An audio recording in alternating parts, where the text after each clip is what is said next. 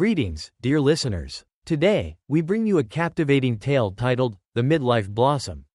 Now, sit back, relax, and let your ears be filled with this intriguing story. Our story takes place on Maple Street, where we find Lucas, a young man in his early 20s, living with his mother, Mrs. Miller.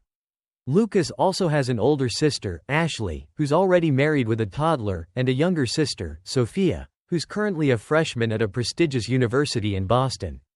Sadly, their father, Mr. Miller, passed away in a tragic car accident over a year ago. Mrs. Miller was devastated, her grief so profound that she fainted repeatedly, her face pale and gaunt, resembling a lifeless doll. Her sisters surrounded her, weeping inconsolably.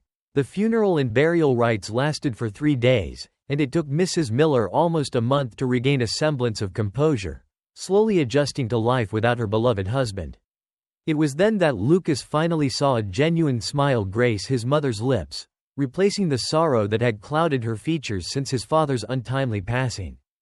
Mr. Miller had been a talented photographer and videographer specializing in weddings, while Mrs. Miller owned and ran Miller Photography, a well-established studio combined with a hair salon. Back when Mr. Miller was alive, they were an inseparable team. He, behind the camera, capturing beautiful moments, and she, using her artistry to style hair and apply makeup, transforming brides for their special day. Understandably, it was an incredibly difficult journey for Mrs. Miller to accept the loss of her partner and continue their shared passion alone. With no other choice, she took it upon herself to manage everything, but it was too much for one person to handle. So, she encouraged Lucas to learn the family trade, photography, hairdressing, makeup, essentially taking him on as an apprentice. Lucas, despite his tall and sturdy physique, had surprisingly deft hands and a natural artistic flair, undoubtedly inherited from his parents. His skills quickly blossomed, and he became sought after in the neighborhood, especially for wedding photography. Every morning, Lucas could be found outside their studio, diligently going through his morning workout routine. His dedication had sculpted his body into a picture of strength and vitality, making him quite popular among the young ladies in the neighborhood. After all, he was the only young man on Maple Street running a successful wedding photography business, and everyone knew that a wedding wasn't complete without the Miller family's touch. Lucas, constantly interacting with people, had become quite charming and sociable. With his friendly demeanor and kind heart, he was every mother's dream son-in-law. That same morning, Mrs. Jones was at the farmer's market, picking up groceries for her husband, as she did most days. A friendly face in the neighborhood, everyone knew her as the wife of Mr. Jones. "Good morning. Can I get this fish here, please?" she asked the fishmonger cheerfully. "Coming right up, Mrs. Jones. A fine choice for a lovely lady," he replied, handing her a freshly wrapped package. People at the market often showered her with such compliments. She may have been in her 50s, but she easily passed for someone 10 years younger. Mrs. Jones, secretly thrilled by the attention, reveled in being perceived as a vibrant woman, her beauty defying time. As she strolled through the market, browsing for other essentials, she spotted Lucas. Her heart skipped a beat. She quickly adjusted her hair and clothes, trying to appear as composed as possible before approaching him. "Lucas, fancy seeing you here," she said, her voice a touch breathier than usual. "Don't you usually just cater weddings? What brings you to the market?" Lucas chuckled, his gaze making Mrs. Jones's insides flutter. The woman couldn't help but feel a surge of attraction towards the charming, handsome young man. "You caught me. It's not every day you see me here. Though, it seems I bump into you every time I do come," he said with a playful smile. "Oh, you know me," Mrs. Jones giggled. "Always at the market. So, what are you planning to cook today? Maybe I can help you find the best ingredients." "If you wouldn't mind, that would be amazing. You know I'm not exactly a pro at this whole grocery shopping thing," Lucas confessed, scratching his head sheepishly. The closeness of their neighborhood fostered a unique bond. People often assumed they were a mother and son duo, especially when they were seen together like this. "Look at you two, shopping together like a real family. Such a close-knit community we have here," remarked a passerby, observing them with a knowing smile. "Oh, it's nothing special," Mrs. Jones said, her cheeks flushed. Lucas is like a son to me. He's such a kind young man, my husband, and I adore him. It's true, Lucas chimed in, flashing a smile to the woman behind the counter. I'm lucky to have them as neighbors.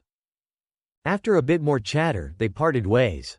Mr. and Mrs. Jones's house was right next door to Natalie's, so Lucas often crossed paths with the young woman, whether he was coming or going. These frequent encounters secretly delighted Mrs. Jones, fueling a flicker of excitement within her. She found herself looking for excuses to step outside, hoping to catch a glimpse of him. Though Lucas did sometimes steal glances at the beautiful Natalie, Mrs. Jones lived so close, and her gaze was so intense, that she mistook his attention for her own. This fueled a different kind of longing in her heart, reawakening feelings she thought long dormant. I'll get started on lunch, you go on ahead and say hello to Mr. Jones for me, she said, a playful lilt in her voice as she turned towards her own house. Mrs. Jones entered her house, a contented smile on her face. But the moment she stepped into the living room, her expression changed. There, sprawled on the sofa, was Mr. Jones, completely engrossed in the television, a half-eaten plate of watermelon beside him. Over the years, a growing resentment towards her husband had taken root within her. They had been happy once, but things were different now. The man she had fallen in love with seemed like a distant memory. He had aged, and in her eyes, become utterly unremarkable. Every day was the same. Mr. Jones would wake up early, tend to his precious plants, and then disappear for hours, playing chess or drinking with his buddies. They lived under the same roof, but there was an unspoken distance between them. Their lives ran on parallel tracks, intersecting only for mundane conversations and basic necessities. They got by mainly on the money their children sent them each month, deposited directly into Mr. Jones's account. Staying in again today? Don't tell me you're glued to the TV. Mrs. Jones's tone dripped with displeasure. Just taking it easy today. Wasn't in the mood to go out, he replied casually, not bothering to look away from the screen. Men have it easy, don't they? Wives and children to take care of everything. We get to laze around, knowing there's food on the table and money in the bank, all thanks to our kids. Life's good when you're old, Mr. Jones was well aware their marriage was a far cry from those lovey-dovey couples they saw around, but he usually let her remarks slide. However, today, her words stung. He abruptly sat up and switched off the TV, his face hardening. What's that supposed to mean?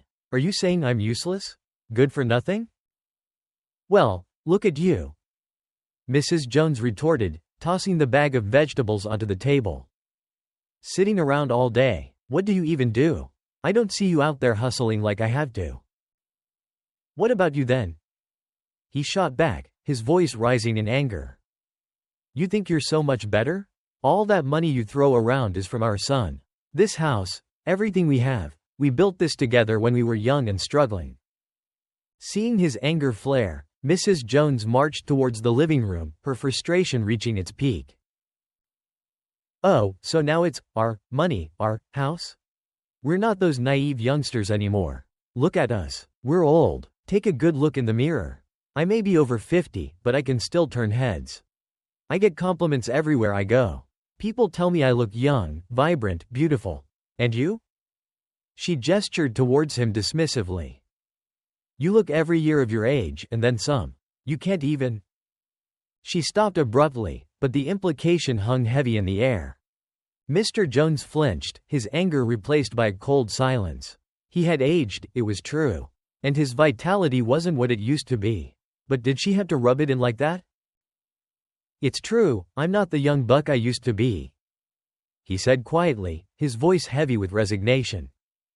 Time takes its toll, but you didn't seem to mind all these years. We loved each other, Mrs. Jones shouted.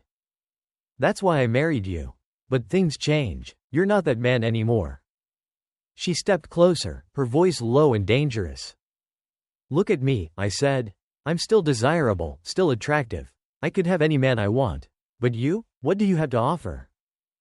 He stared at her, his eyes filled with hurt and disbelief. So, that's it then? You loved that part of me? He couldn't even say it out loud. She didn't answer, but her silence spoke volumes. Mrs. Jones had envisioned a fulfilling life with him, but now, as they grew older, a growing disparity had emerged. They were a mismatched pair, clinging onto a relationship that was slowly crumbling. It was love. We loved each other, she insisted, but even she couldn't muster much conviction. But things are different now. You're you, and I'm still me.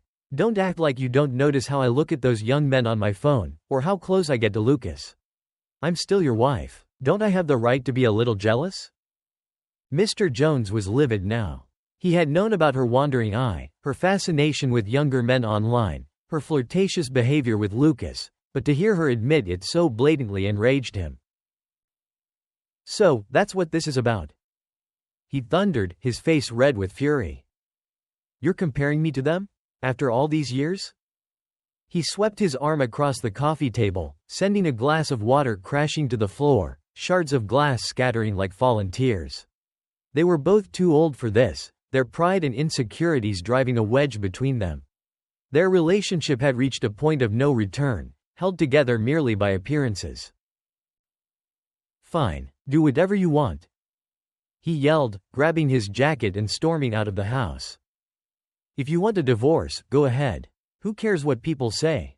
We're practically dead already. As if our children haven't seen enough of this.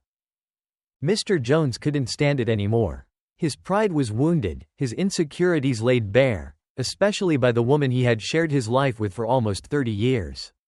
He knew the moment it had happened to him, that his manhood had betrayed him. It filled him with a sense of helplessness, a fear that his wife would no longer desire him. And now, his worst nightmare was coming true. Jessica was at her desk, meticulously planning her afternoon lessons when her father-in-law arrived. She quickly set her work aside and greeted him with a polite smile. Hi Dad, come in, have a seat. Let me get you some tea, she said, quickly disappearing downstairs to prepare the beverage. Despite her welcoming demeanor, Jessica couldn't help but feel a knot of dread in her stomach. Every time Mr. Jones showed up unannounced, it meant trouble in paradise, aka another blow-up between him and Mrs. Jones. She was grateful they had chosen to live separately from his parents, though sometimes she wondered if they'd made the right decision. Here you go, Dad, she said, returning with a steaming cup of tea. So, what brings you here today? Is everything all right? Mr. Jones sighed, taking a sip of the tea. Your mother and I, well, we had another disagreement. I figured I'd stay here for a few days, if it's all right with you too. Jessica fought to keep a neutral expression. This was exactly what she had expected. Of course, Dad, don't worry about a thing, she said, forcing a smile. Mentally, she was already adding his meals to her grocery list and bracing herself for the inevitable awkwardness. It was just like him to run away to their place every time he and Mrs. Jones had a spat. Didn't he realize this wasn't a free hotel? If only they'd stayed in their own home, they wouldn't have to deal with this drama. Besides, constantly hearing them bicker would drive anyone crazy. Don't worry, it's no trouble at all, she lied. Your family, after all. But what was the argument about this time? You know, all this fighting isn't good for either of you. It's your mother, Mr. Jones grumbled, taking another gulp of tea. She just can't let things go. She always finds something to pick on. He shook his head, his anger returning as he recalled the earlier fight. And now she's talking about divorce. At our age, can you believe the nerve? As if it's something to be taken lightly. What will people say? We're practically ready for retirement. She wants to leave you? Jessica was surprised. She knew they fought a lot, but she'd never heard them talk about divorce before. She's just infatuated with those young men she sees everywhere, that's all, he said, his voice bitter. Let her go chase after them. See if they stick around once she's spent all her money. I'm tired of it. It's infuriating, the way she flirts right in front of me. Jessica didn't know what to say. Ever since she and Andrew got married, she'd witnessed countless arguments between her in-laws. At first, they'd tried to play mediator, but it was exhausting. Gradually, they distanced themselves, limiting their visits to obligatory holidays and the occasional overnight stay. How could their family ever be happy and harmonious when the foundation itself was so shaky? Dad, I'm sorry, but I have to leave for school soon. Andrew will be home after work in a few hours. You two can have dinner together, okay? I usually eat at the school cafeteria anyway. Mr. Jones waved a hand dismissively. Don't worry about me. This is plenty, he gestured towards the tea. Go on, get to work. I'll take care of myself. Okay, but are you sure? Jessica asked, already gathering her belongings. Yes, go on. You'll be late. Jessica helped her father-in-law with his bag, then gave him a quick hug goodbye. As she headed out the door, she couldn't help but feel sorry for both of them.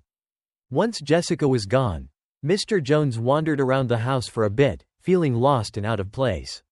He'd left all his clothes behind at home. He wondered if Andrew's would fit him. Oh well, he thought. If they don't, I'll just ask him to pick up a few things for me when he gets back.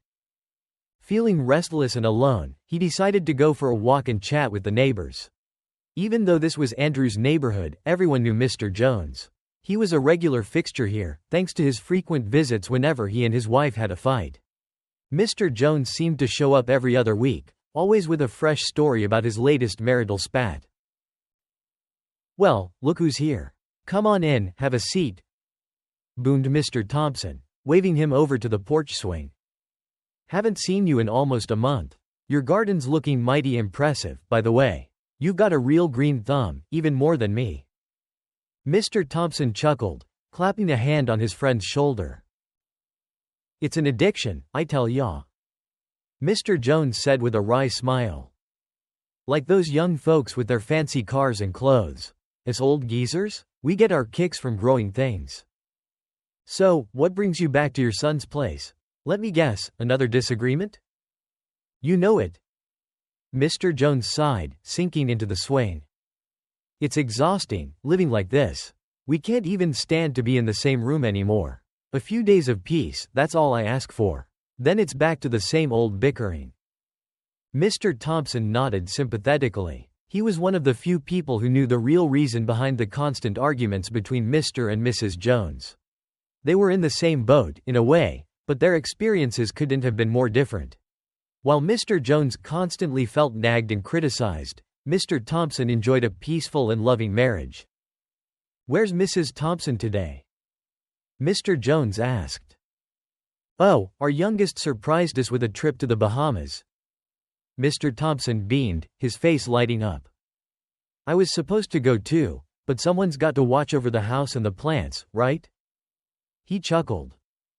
I'm a bit worried about her handling the heat, though. She's still got that youthful energy, unlike some of us. He winked playfully, elbowing Mr. Jones. Well, don't let me keep you from enjoying your freedom. Mr. Jones chuckled, feeling a surge of envy. An empty nest, The rooster rules the roost. That's the spirit. Mr. Thompson laughed. How about a couple of cold ones? Might treat. My daughter's boyfriend dropped off a whole case the other day. We'll have ourselves a little party while the ladies are away. Don't mind if I do. Mr. Jones replied, his spirits lifting. Soon, they were comfortably settled on the porch, beers in hand, enjoying the warm afternoon sun. Mr. Jones found solace in the company of his friend, his marital woes temporarily forgotten. It was good to laugh, to relax, to be free from the tension that had become a constant in his life. Meanwhile, back at Mr. Jones's house, Mrs. Jones was busy setting her own plans in motion, her heart filled with anticipation for her much younger admirer. Earlier, seeing Mrs. Jones's distress, Lucas felt a pang of sympathy. With Mr. Jones out of the house, it was just the two of them. He couldn't bring himself to leave her alone in such a state, so he offered to help clean up the shattered glass. Later, as he was about to head home, Mrs. Jones stopped him. Why don't you stay for lunch, Lucas? She suggested, her voice softer than before. It's no fun eating alone, and I'm sure you wouldn't want to leave an old woman to wallow in her sorrows. She forced a light laugh. Besides, my daughter's away visiting her sister in Boston, and my husband, well. She trailed off, letting the implication hang in the air. Are you sure it's no trouble, Mrs. Jones? Lucas hesitated, unsure if staying was the right thing to do. He had a feeling she was just feeling down after her fight with her husband, and eating together seemed harmless enough. "Of course not, dear. I'd love the company," she insisted, her spirits seemingly lifted by his presence. "Why don't you wait here while I whip something up in the kitchen? Actually, maybe I can help you with that," Lucas offered. Two hands are better than one, right? And so they found themselves in the kitchen together, the absence of Mr. Jones creating a strange sense of intimacy. Mrs. Jones was palpably more at ease, her earlier gloom lifting with every stolen glance at the handsome young man beside her. She didn't need words to express her desires, her eyes did all the talking. All she needed was a sign, a hint of reciprocation from him. She found excuses to brush against him, to let their fingers linger a little too long when passing dishes. Lucas, oblivious to her intentions, dismissed it as clumsiness. After all, they were working in close quarters. "Wow, Mrs. Jones, this is incredible. I don't know how you do it," Lucas exclaimed, marveling at the spread of delicious-looking food she'd prepared. He popped a small appetizer into his mouth and savored the flavors. "You flatter me, Lucas. Just a little something I've learned over the years," she replied, her heart fluttering at his compliment. She couldn't help but feel a sense of triumph. She might be older, but she could still enchant a man with her cooking, her charm, her presence. "I wish I could cook like this. I'd never have to eat out again." He smiled, then added, "You know, people always tell me I have a way with words, but I get tongue-tied around you. You must be used to that, being the most popular woman on Maple Street." She laughed, a throaty, seductive sound. "Oh, you're just being kind. It's all practice, dear. Just like you, learning to pose for photos all those years ago. Remember how stiff you used to be? Now look at you, a natural. Time and practice, Lucas, that's the secret to everything." "You're absolutely right," Lucas said, impressed by her wisdom. "Well, everything looks amazing. Let me set the table." He carefully arranged the plates and silverware, his movements unconsciously mimicking those of a doting husband. Mrs. Jones, watching him, couldn't help but imagine a life where this was their everyday reality. The two of them, sharing a meal, sharing their lives. They ate in comfortable silence, the atmosphere charged with an unspoken energy. Mrs. Jones, unable to resist, kept placing food onto his plate, each gesture a subtle expression of her desire to nurture and possess. Lucas, oblivious to the deeper meaning behind her actions, politely reciprocated, unaware of the storm brewing beneath the surface. As lunch drew to a close, Lucas stood to leave. "I should probably be going now, Mrs. Jones. Thank you so much for the delicious lunch." "Of course, dear. And please, call me Sarah." Her voice was husky, almost a whisper. "Don't worry too much about those two, you know how they are. They'll come around eventually." "I hope so," Lucas said, heading for the door. They've been married for so long, it would be a shame if... He trailed off, not wanting to pry into their personal affairs. "Yes, well," Sarah said, her voice tinged with a strange mix of bitterness and longing. "Some things are easier said than done." As Lucas left, Sarah stood by the window, her eyes following his every move. A slow smile spread across her face. Later that afternoon, alone in his studio apartment, Lucas tried to focus on work but found his mind wandering. He picked up his phone, scrolling through social media. An article caught his eye, a story about a May to December romance, a middle-aged woman with a much younger lover. They were causing quite the stir online, their photos plastered all over the internet. Lucas chuckled, shaking his head. "Now that's what you call a scandal," he muttered to himself. But even as he read the salacious details, he couldn't shake the feeling that compared to Mrs. Jones, the woman in the article paled in comparison. After a while, Lucas grew bored of the online drama. He set his phone aside and stretched out on his bed, ready for a nap. It was shaping up to be a quiet afternoon. Meanwhile, Mrs. Jones was busy admiring herself in the mirror, carefully applying her makeup. She had always been meticulous about her appearance, but today was different. Today, she was primping for Lucas. She must have gazed at her reflection at least 20 times, making sure every detail was perfect. She wanted to look her absolute best for him. Over at Andrew's house, Mr. Jones was sleeping off another hangover. It had taken Andrew a great deal of effort to get him inside and into bed after finding him passed out on the porch swing, the remnants of their few beers scattered on the table. "Honestly, Dad, you can't hold your liquor like you used to."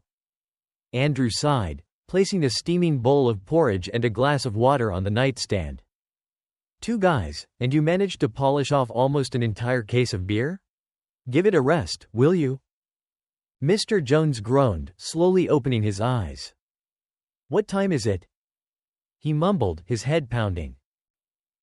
"Just take it easy and drink this," Andrew said, gently helping his father sit up. "It'll help settle your stomach." Mr. Jones took a small sip of the porridge, the warmth spreading through him. "Thanks, son," he croaked. It's been a while since I had a good drinking buddy. Got a little carried away." "Yeah, well, maybe next time pace yourself," Andrew said, picking up the empty beer cans. "Jessica will be back soon to make dinner. You rest up. No need to trouble yourselves. That porridge really hit the spot. You two go on with your evening. I'll tidy up here and try not to be a burden." Andrew shook his head, a familiar feeling of exasperation washing over him. He loved his father, but sometimes he could be incredibly frustrating. Their relationship had always been strained, especially in recent years, with the constant bickering and drama. Their younger sister had long since washed her hands of the situation, rarely visiting and even less interested in their parents' problems. Every time his parents fought, it was like Andrew's house became their personal battleground, and he and Jessica were caught in the crossfire. He knew he couldn't keep avoiding the situation. He had to talk to his mother, try to make her see reason. With a sigh, he grabbed his keys and headed out, hoping to find some answers and maybe, just maybe, a way to mend his fractured family. Andrew walked into his childhood home to find his mother in the kitchen, calmly preparing a fruit salad. The contrast between his parents couldn't be starker. Here was his mother, the picture of serenity, while his father was, well, his father was passed out at his house after a day of drinking. "Back already?" Mrs. Jones asked, not bothering to look up from her chopping board. "What was it this time? Did your dear father wear out his welcome at your place again?" Andrew sighed. "You knew he was coming here, didn't you? This happens every single time." He ran a hand through his hair, his patience wearing thin. "So, what do you want me to say?" She finally turned to face him, a challenging look in her eye. "Yes, your father and I had another disagreement. And no, I'm not interested in playing happy families anymore. It's over, Andrew. We're done." Andrew stared at her, stunned. He'd always known their marriage was far from perfect, but never had he imagined his mother would actually voice the D word so casually. You're serious? You want to divorce, Dad?" "What's done is done. There's no point dwelling on it anymore." She set down her knife, her tone resolute. "I'm done with this marriage. Don't try to change my mind." Andrew couldn't believe what he was hearing. "Mom, come on. Every couple fights. It doesn't mean you throw away 30 years of marriage. Don't you think you're being a little dramatic? Can't we just fix this?" "Fix it? Andrew, we've been trying to fix things for years. It's time we both admitted it's not working." She picked up the bowl of fruit, her voice softening slightly. "Think about it, sweetheart. You and Jessica are married now. You have your own lives. You don't need us meddling. We've given you the greatest gift we could, raising you two to be independent, successful adults. Now it's our turn to find some happiness. Don't I deserve that?" Andrew slumped onto a kitchen chair, his head spinning. He'd never considered this possibility, never imagined his mother would speak about happiness as if it were something she'd been deprived of. Had he been so wrapped up in his own life that he'd failed to notice his own mother's unhappiness? "Mom, are you really happy? Like, truly happy?" he asked, genuinely concerned. She laughed, a brittle, humorless sound. "Are you kidding? You think chasing after those gold-digging pretty boys is my idea of happiness? Your father, for all his faults, has been a good husband. He's loyal, dependable. Then what is this about? Why are you pushing him away? He loves you, Mom. Don't you see that? Can't you forgive him? Forgiveness? Oh honey, it's a little late for that. And what about you? What if you and Jessica were facing challenges? Would you be so quick to forgive then? Mom, this is different. You have a lifetime together, children, grandchildren. What about all that? Don't you dare bring the children into this. She snapped, her eyes flashing. And don't you lecture me about my marriage. This has nothing to do with you or Jessica. She stormed out of the kitchen, returning a few minutes later with a suitcase and several bags piled high with clothes and personal belongings. Take these to him, she said, shoving the luggage towards Andrew. I've packed everything. He can stay at your place, for all I care. Just get him out of my sight. Andrew stared at the bags, then back at his mother, speechless. He couldn't believe this was happening. His parents, the people who were supposed to be the anchors of his life, were falling apart. His mother was a stranger, her words cutting him deeply. He realized then that things would never be the same again. With a heavy heart, he picked up the bags, his shoulders slumping under the weight of his family's shattered dreams. As Andrew struggled to load his father's belongings onto his motorcycle, Lucas happened to stroll by. Hey Andrew, what's going on? Lucas asked, noticing his neighbor wrestling with the overflowing bags. Whoa, that's quite a haul. Need a hand? Lucas rushed over and helped Andrew secure the luggage. It took them a while, but they finally managed to fit everything onto the bike. Thanks, Lucas. I appreciate it. Andrew wiped the sweat from his brow, shaking his head. Did you just come from my parents' place? Is that my dad's stuff? Yeah, I just dropped by to say hi to your mom. Didn't stay long. Why? What's all this about? It's my parents, man. Andrew sighed. They had another huge fight, and now my mom's talking about divorce. She's serious this time, Lucas. She packed all his things and told me to bring them here. Divorce? Lucas was taken aback. He knew the Jonas argued, but he hadn't realized it was this serious. Yeah. Andrew ran a hand through his hair, feeling utterly defeated. I don't know what to do, Lucas. I tried talking to her, but she's dead set on ending things. I've never seen her like this. Wow, that's rough, Andrew. Maybe you should take your dad back there and try to talk to her together? Maybe if they hear each other out. Andrew shook his head. No way. My dad's too stubborn to apologize, and my mom. I think she's already made up her mind. This isn't just a regular fight, Lucas. Something's different this time. Well, don't give up hope just yet. Maybe they just need a little time to cool off. They've been married for a long time. It can't be easy to just walk away from all that. Yeah, you're right. I'll try talking to my dad tomorrow. See if I can knock some sense into him. Andrew sighed again, his shoulders slumping. This whole situation is a mess. Hang in there, Andrew. I'm here if you need anything. And listen, maybe I can swing by your parents' place tomorrow and have a chat with your mom? See if I can smooth things over a bit? Thanks, Lucas, I appreciate that. It means a lot. No problem at all. You know I'm always here for you guys. Anyway, it's getting late. I better get this stuff over to your place before Jessica kills me. Right, of course. Thanks again, Lucas. Drive safe. With a final wave, Andrew set off down the road, his motorcycle weighed down by more than just luggage. As he navigated the familiar streets, he couldn't help but feel like he was carrying the shattered pieces of his family on his shoulders. Jessica rushed out, her eyes widening in alarm at the sight of her husband wrestling with what seemed like a mountain of luggage. What on earth is all this? She exclaimed. Don't tell me your mother threw all your father's stuff out on the street again, and you, being the dutiful son, had to bring it all here? Bingo, Andrew said, his voice heavy with resignation. Jessica threw her hands up in the air.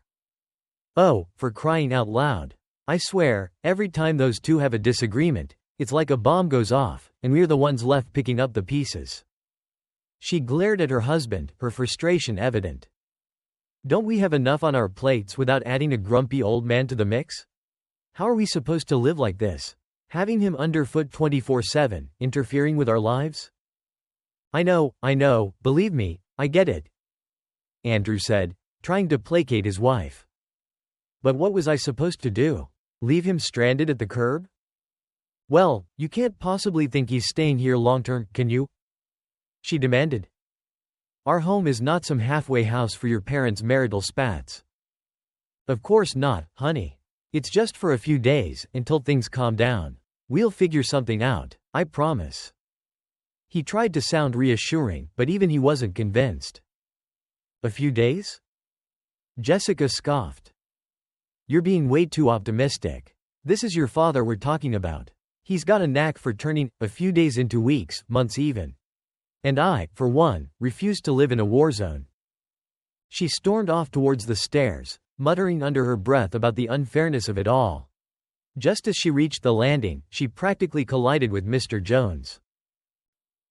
"Oh, hello, Jessica," he said, looking at his daughter-in-law with a puzzled expression. He didn't understand why she seemed so upset.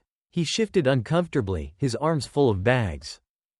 "What's all that about?" "Nothing for you to worry about, Dad," Andrew said, quickly stepping between his wife and father. "Just some stuff Mom wanted you to have. Why don't you head upstairs and unpack? I'll be up in a bit." Mr. Jones, sensing the tension, decided it was best not to press the matter. He shuffled past Jessica, his expression a mix of confusion and hurt. He loved his son and daughter-in-law, but he couldn't shake the feeling that they resented his presence. Later that night, Andrew and Jessica lay in bed, their conversation a tense whisper in the darkness. They discussed various strategies, trying to find a way to bring their parents back together. But deep down, they both knew it was a lost cause. They were tired of being the mediators, the emotional buffers between two people who seemed determined to make each other miserable. They were already burdened with the responsibility of providing for them financially, and now this? It was simply too much. "Tomorrow, I'm taking him back to your mother's," Andrew declared, his voice tight. "I refuse to let them turn our home into their personal battleground any longer. It's not fair to us, and frankly, I don't think they even want to be together anymore." "You're right, it's time they faced reality," Jessica agreed, a note of sadness in her voice. "We can't keep trying to force something that's broken beyond repair." I never thought it would end like this," Andrew whispered, burying his face in his hands. "I thought they'd at least try to make it work, for us, for the family." "I know, honey, I know," Jessica soothed, wrapping her arms around him. "They're adults. They'll figure it out." She kissed his cheek, then added firmly, "And we'll be okay, no matter what happens. Don't you forget that." "You're right," he sighed, clinging to her words like a lifeline. "We'll be okay." They lay in silence for a while, their thoughts a tangle of worry and exhaustion. They clung to each other, seeking comfort in the familiar warmth of their love, hoping against hope that this night of turmoil was just a bad dream. But deep down, they both knew the truth. The life they had known, the image of their family as a united front, was gone, shattered like the glass Mr. Jones had broken in a fit of anger. All that remained were the pieces, scattered and sharp, a painful reminder of what used to be. That same evening, Lucas decided to swing by the Jonas with some pastries, hoping to check on both Mr. and Mrs. Jones. He knocked a few times, but there was no answer. "Mrs. Jones? Are you home?" he called out, wondering if maybe she was outside in the garden. "Lucas, is that you?" Her voice came from somewhere inside the house. "Come on in, dear. Door's unlocked." He tried the doorknob, and sure enough, it swung open. He stepped inside, finding the living room empty except for a plate of untouched cookies on the coffee table. "Mrs. Jones? Where are you?" he called out again, setting the pastries down. "In here, dear. In the bedroom." Lucas hesitated for a moment, then headed towards the sound of her voice. He pushed open the bedroom door without knocking, and what he saw made his jaw drop. There, in the middle of the room, stood Mrs. Jones, or rather, Sarah, as she'd asked him to call her. But she was a far cry from the composed, motherly figure he knew. She was wearing a slinky satin nightgown, the straps slipping provocatively off her shoulders, revealing a surprisingly youthful, creamy smooth back. A pair of short silk shorts barely contained her curves. She looked like she was dressed for anything but a casual chat. Lucas froze, completely caught off guard. He quickly averted his eyes, his cheeks burning with a mixture of embarrassment and something else he couldn't quite place. "Oh, Lucas, don't be shy," she purred, a seductive smile playing on her lips. "Don't pretend you haven't noticed me, darling. Come here, let me have a good look at you." Lucas stood rooted to the spot, his mind racing. He couldn't believe what he was seeing, what he was feeling. This was Mrs. Jones, the woman who always slipped an extra cookie on his plate, the woman he had considered almost like a second mother. She sauntered towards him, her hand reaching out to caress his cheek. He flinched involuntarily at her touch, his body betraying his confusion. "Why are you acting so strange, honey?" she whispered, her breath warm against his ear. "It's just you and me now. And trust me, I'm much more fun than that old fool of a husband of mine." Lucas closed his eyes, his heart pounding against his ribs. She was right there, so close he could smell her perfume, a heady mix of jasmine and something else, something dark and dangerous. He wanted to pull away, to escape the sudden heat that seemed to be suffocating him, but his feet felt like lead. "Don't you see, Lucas? This is our chance," she murmured, her voice a seductive whisper, promising a pleasure he'd never known. "Just say yes, and I'll give you everything you've ever dreamed of." Lucas opened his eyes, his gaze meeting hers. He saw the longing, the desire, the raw need reflected in their depths. And for a moment, just a moment, he forgot about everything else, his morals, his loyalty, even Andrew. Sarah's words, laced with a potent mix of desire and promise, broke through the last of Lucas's defenses. He was a good guy, or at least he'd always thought of himself that way. But in this moment, his usual good nature evaporated like mist under a scorching sun. He wanted to see more, to explore the unexpected desire that was taking root within him. Who could blame him? She was offering him something he'd never experienced, something that felt dangerous and thrilling, something that defied all reason and logic. He'd never had a girlfriend, let alone been with a woman, and yet, here he was, completely captivated by a woman old enough to be his mother. But Sarah was no ordinary woman.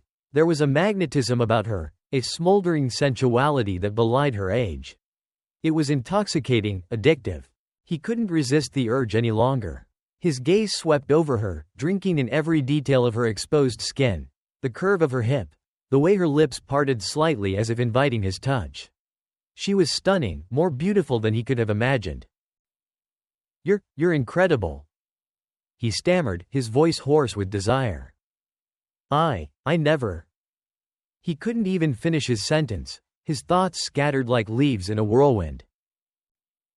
"I know," she whispered, her fingers trailing lightly down his arm, sending shivers down his spine.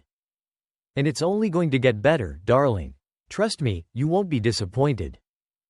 She kicked her discarded clothes to the end of the bed with a triumphant smile. "That useless husband of mine has no idea what he's missing. He wouldn't know what to do with a woman like me, even if I offered myself on a silver platter. But you, Lucas, you have that spark, that fire." Lucas didn't need any further encouragement. He was like a man possessed, his own desires mirroring hers. They came together with a hunger that had been simmering beneath the surface for far too long. Sarah, starved for touch, for passion, for a connection her husband could no longer provide, found solace in Lucas's eager embrace. That night, they created a world of their own, a secret haven where age was irrelevant, where only pleasure and the pounding of their hearts mattered. For Sarah, it was a reawakening, a rediscovery of her own sensuality. It was everything she had craved, everything she had convinced herself she'd left behind in her youth. Lucas, overwhelmed by the intensity of their connection, felt a profound shift within him. He was no longer the naive, inexperienced boy who had walked into that bedroom. He had been initiated into the world of desire, and Sarah, with her intoxicating mix of experience and vulnerability, had been his guide.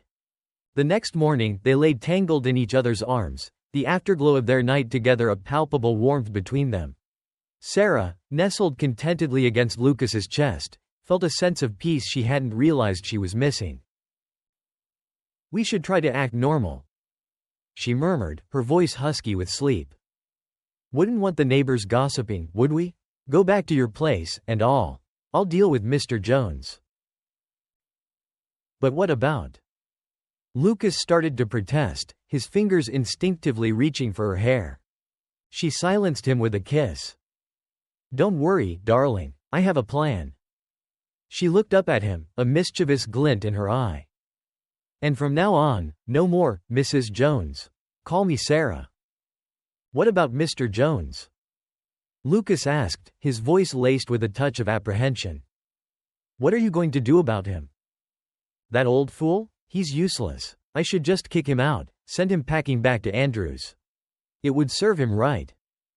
Her voice dripped with disdain. Come on, Sarah, don't be so harsh, Lucas said, though he couldn't help but feel a secret thrill at her possessive tone. I'm sure Andrew and Jessica wouldn't be too thrilled about having him back underfoot. Besides, it's not like he poses any real threat to us, right? You're right. Sarah sighed, a thoughtful look clouding her features. It's better if he stays. No one suspects a thing with him around. It's the perfect cover for us. Lucas nodded, relieved. The thought of being labeled a homewrecker made him uncomfortable. He liked his reputation as the good guy on Maple Street, and he didn't want to jeopardize that. Besides, he added, if you divorce him now, people will start talking. It'll be obvious we're together, and I don't want that kind of attention, not yet anyway. Sarah fell silent, considering his words. You're right. Better to keep up appearances for now. She ran a hand through her hair, a sly smile returning to her lips. We'll just have to be discreet, sneak out for our little rendezvous whenever the opportunity arises. No one will suspect a thing. We'll make Mr. Jones our unwitting accomplice, a convenient smokescreen for our passion. Lucas chuckled, warming to the idea. Exactly. He'll be like a ghost, just a shadow in the background. Exactly. Sarah laughed, her eyes sparkling with mischief. And if Andrew and Jessica get fed up with having him around, they'll probably pressure us to reconcile. It'll be all too easy to play the part of the happy couple. Lucas leaned over and kissed her, his earlier apprehension fading away. That's my girl, smart and sexy. What more could a man ask for? She snuggled closer, enjoying the warmth of his body against hers. Just one more thing, darling. Promise me you'll always be there for me, no matter what. Always, he promised, his voice husky with desire. After a few more moments of lazy kisses and whispered promises, Lucas got dressed and prepared to leave. I'd better head back before Andrew brings your husband home, he said, reluctantly pulling away from her embrace. All right, but be careful, Sarah said, a playful pout on her lips. Wouldn't want anyone catching us, would we? Don't worry, I'll be quick as a shadow. He winked. And Sarah, don't forget breakfast. Don't worry, darling, I'll be waiting. She purred, giving him a wink. Lucas slipped out of the house, leaving Sarah to freshen up and prepare breakfast. A couple of hours later, Andrew arrived with Mr. Jones in tow, just as Lucas had predicted. Seeing them approach, a sly smile played on Sarah's lips. Everything was falling into place perfectly. Andrew and Jessica, well rehearsed in their roles as family peacekeepers, launched into their usual routine, appealing to their mother's better nature and reminding her of their shared history. Sarah, a seasoned actress in her own right, played the part of the wronged wife to perfection. She remained aloof, refusing to even look at Mr. Jones until he offered a sincere apology. Mr. Jones, prepped by his son and daughter-in-law, understood that a little groveling was in order. He swallowed his pride and mumbled a heartfelt apology, promising to be more attentive, more understanding, more everything Sarah had accused him of not being. Sarah, finally relenting, allowed a small smile to soften her features. She embraced her husband, and for a brief moment, they looked like a couple genuinely happy to be reunited. See, was that so hard? Andrew asked, relieved that the crisis had been averted, at least for now. Honestly, Mom and Dad, you're putting years on us with all this drama. Jessica chimed in, her exasperation barely masked. "Just talk to each other, okay? We love you both, but we have our own lives to live. Focus on making each other happy, and leave us out of it." "You're right, sweetheart, we'll try," Sarah said, her voice oozing with newfound sweetness. "Your father and I, we need to work on our communication." She flashed a loving smile at Mr. Jones, who beamed back, completely oblivious to the charade. Andrew and Jessica stayed for lunch, enjoying a seemingly peaceful family meal before finally taking their leave. Mr. Jones, basking in the glow of his wife's renewed affection, felt a surge of gratitude for her forgiveness. He was determined to make things right, to be the husband she deserved. Sarah, watching them go, couldn't help but feel a thrill of triumph. She had pulled it off, convincing everyone that their marriage was back on track. She had her cake and was eating it too. The security and respectability of a marriage, and the passionate excitement of a secret affair. In the weeks and months that followed, Sarah played her role with Oscar-worthy skill. She was the doting wife, the attentive companion, the picture of marital bliss. Yet, beneath the surface, she was living a double life, stealing stolen moments with Lucas whenever the opportunity arose. Mr. Jones, blindly trusting, had no inkling of his wife's betrayal. He reveled in their newfound closeness, his heart overflowing with love for the woman who had, in his mind, given him a second chance. Sarah had created a perfect world for herself, a world where she could indulge her desires without consequence, where she held all the power. Mr. Jones, diminished in her eyes by his age and his physical limitations, was no longer the man she had fallen in love with. He was merely a prop, a necessary inconvenience in her carefully constructed facade. As for Lucas, he reveled in the thrill of their secret affair. Sarah, with her experience and her insatiable appetite for passion, awakened something within him he hadn't known existed. He was caught in a web of desire, willingly entangled in a relationship that defied all convention. Their story, a tale of infidelity, manipulation, and hidden desires, serves as a reminder that even in the twilight years, the embers of passion can rekindle with surprising intensity. It highlights the complexities of human relationships, the fragile nature of trust, and the lengths to which people will go to fulfill their deepest desires. And so, dear listeners, we come to the end of our tale. May it serve as a cautionary reminder of the unforeseen consequences that can arise when love, lust, and deception collide. Thank you for listening, and until next time, may your own stories be filled with honesty, respect, and a love that stands the test of time. Farewell.